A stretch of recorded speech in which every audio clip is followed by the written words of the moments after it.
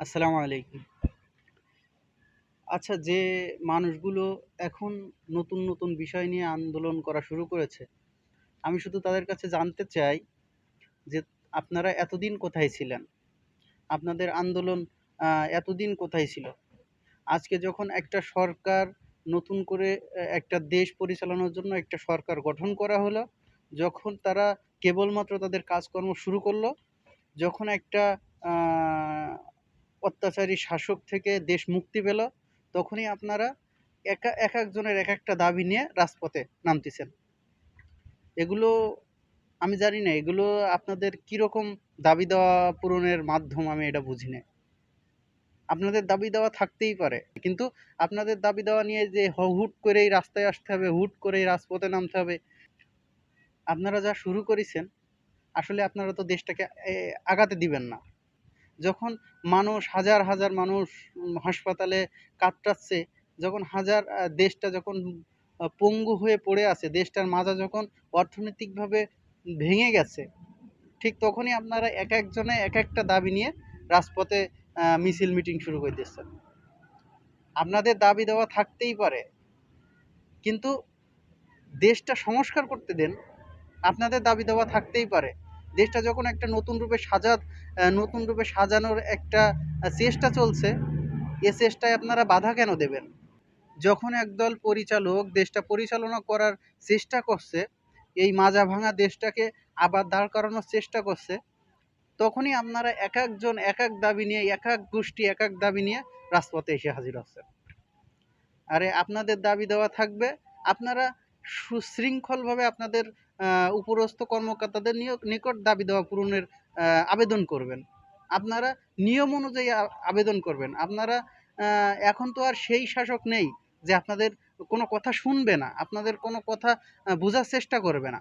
একতরফা যা ভালো লাগবে তাই করবে। এখন তো আর সেই যুগটা নেই। দিন তো পরিবর্তন হচ্ছে। আপনারা পরিবর্তনের সুযোগটা তো দেবেন। দেশটা আবার সোজা হয়ে দাঁড়াক, তারপরে আপনারা আন্দোলন করেন। আমি বুঝি না আপনাদের ভিতরে দেশপ্রেম আছে কিনা।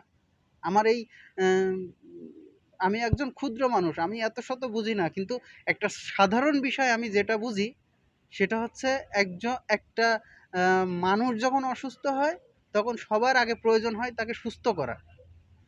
দেশটা যখন পঙ্গু হয়ে যায়, তখন সবার আগে দরকার হয় দেশটাকে সুস্থ করা, দেশটাকে সুন্দরভাবে দাঁড় করানো। কিন্তু যখনই আমাদের দেশটা এখন নতুনভাবে একটা দিগন্তের দ্বার উন্মোচন করতে যাচ্ছে, নতুনভাবে আগাতে যাচ্ছে, তখনই আপনারা এক একজনের এক এক দাবি নিয়ে রাজপথে এসে হাজির। যখন মানুষগুলো যখন কেবলমাত্র তাদের বুকেতে একটা পাথর নেমে গেল, যখন তারা একটু স্বস্তিতে নিঃশ্বাস নিচ্ছে, তখন আপনাদের হাজার দাবি। আপনাদের দাবি দেওয়ার কোনো শেষ নেই। দেশপ্রেম আছে কিনা আমার বোধগম্য নয়। আমাদের দেশটা যখন অশান্তিতে পরিপূর্ণ ছিল, দেশের মানুষ যখন মুখ ফুটে একটা কথা বলতে পারে নাই, তখন আপনারা কোথায় ছিলেন? তখন আপনাদের দাবি কোথায় ছিল? এখন এখন যেন এক একজনের এক একটা দাবি, বড় বড় দাবি, বিশাল বিশাল দাবি, যেগুলো পূরণ না করলে নয়, আমরা কর্মক্ষেত্রে যাব না, তা ইত্যাদি। আপনাদের দাবি দাওয়া সব কিছুই থাকবে। আসুন সবাই মিলে আগে দেশটা গড়ি। আসুন সবাই মিলে, সবার সহযোগিতায় আগে আমাদের দেশটা সুন্দরভাবে পরিচালিত হোক। আমাদের দেশটা উন্নয়নের সর্বোচ্চ স্তরে পৌঁছে যাক। আমাদের দেশটা উন্নয়নের উম রোল মডেল হোক। তারপরে আমাদের দেশটার একটা নিয়ম নীতি চালু হোক। আমাদের দেশে এভাবে চলতে পারে না। দেশে যখন আপনাদের অধিকার প্রতিষ্ঠিত হবে, তখন আপনারা নিজেদের অধিকার নিজেরাই আপনাদের উপরস্থ কর্মকর্তার মাধ্যমে সরকারকে জানাতে পারবেন। সেরকম একটা সুযোগ তো আপনারা করে দেন।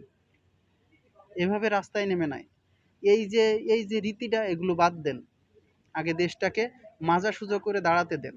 আগে দেশটাকে সুন্দরভাবে পরিচালিত হতে দেন। আগে দেশটাকে একটা সুন্দর একটা জায়গায় দাঁড় করাতে দেন। তারপরে আপনাদের দাবি দেওয়া নিয়ে আসেন, হয়তো সরকার আপনাদের দাবি পূরণ করবে। আশা করি আমরা সবাই দেশটাকে আগে গড়ার চেষ্টা করব। আমাদের ব্যক্তি স্বার্থকে প্রাধান্য না দিয়ে আমরা দেশের স্বার্থকে আগে প্রাধান্য দিই। এখন আমাদের দেশটা অসুস্থ। অসুস্থ দেশটাকে সুস্থ করা প্রয়োজন। আগে আমরা আমাদের দেশটাকে সুস্থ করি। তারপরে তারপরে না হয় আমাদের দাবি-দাওয়া পূরণ করব।